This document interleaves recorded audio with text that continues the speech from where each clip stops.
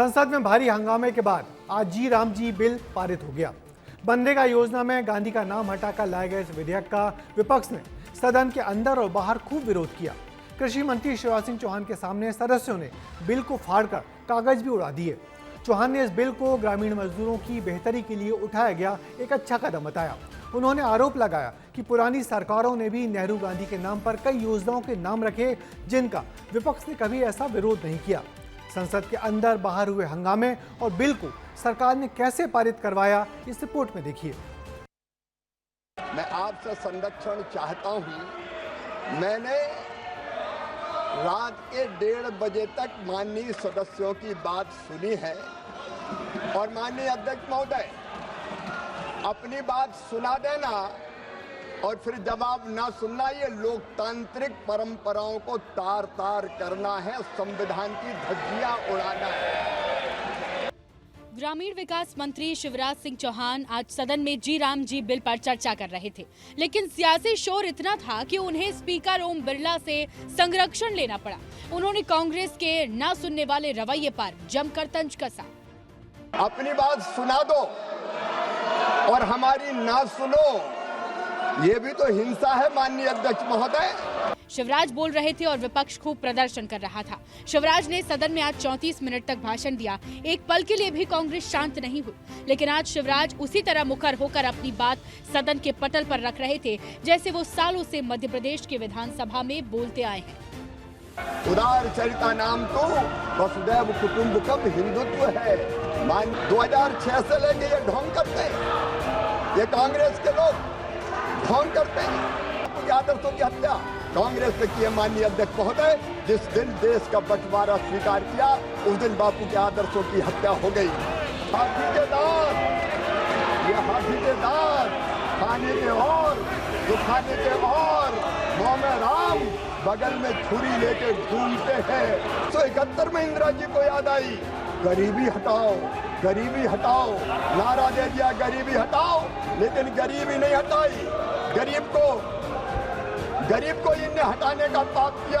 हंगामे के बीच शिवराज इस बिल के बारे में बताते रहे और उन्होंने ये भी कहा कि इस योजना में बापू का नाम कांग्रेस ने 2009 के चुनाव जीतने के लिए किया था।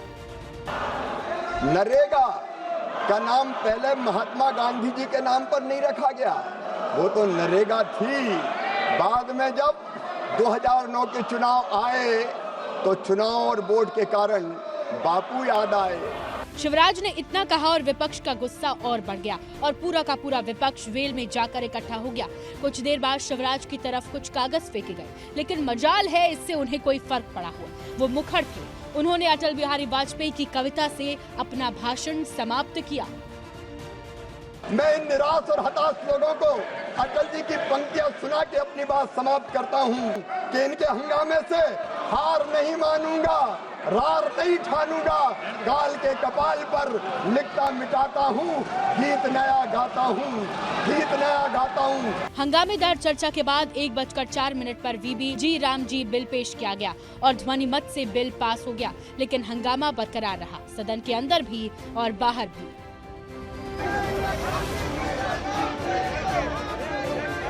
मनरेगा का बदलने का या नाम बदलने का नहीं है, ये अपने हकूक है, राइट टू वर्क। ये जो हक हमने दिया था उस हक को छीन ले रहे। तो राम का कहीं विरोध नहीं है, ये तो इनकी सोच है। कांग्रेस ने बिल का खूब विरोध किया, खूब हंगामा किया। बिल पास होते ही लोकसभा की कार्रवाई स्थगित कर दी गई। अब राज्यसभा में बिल की चर्चा होने वाली है। ऐसे में देखना ये होगा कि विपक्ष राज्यसभा में किस तरह इस बिल को रोकने में अपनी एड़ी चोटी का जोर लगाता है।